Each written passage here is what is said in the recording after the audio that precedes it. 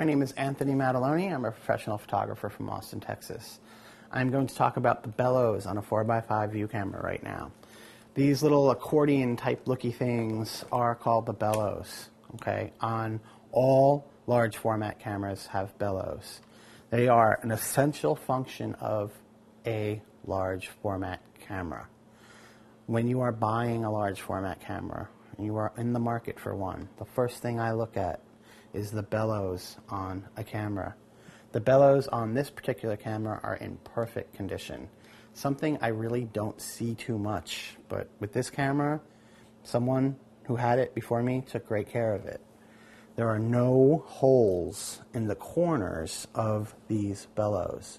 If there were holes, it would be a real problem to use this camera because the holes would get into the camera and thus light would leak in and cause light leaks on my image, or maybe even possibly fog my whole negative image in the back. So whenever I look at a camera, I'm looking for holes in those Bellows. Now some cameras that I've bought, have little tiny holes in them, which is really a repairable thing. I get some gaffer tape and I just sort of tape them up. It's not ideal, but it can work. So it's not such a problem. The other thing that the Bellows really do is they work as how your image gets to be focused. And that's a pretty interesting thing.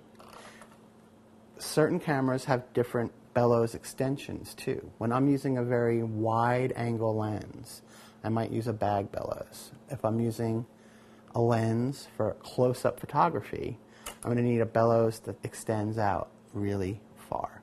So those are the functions of the Bellows on a 4x5 camera.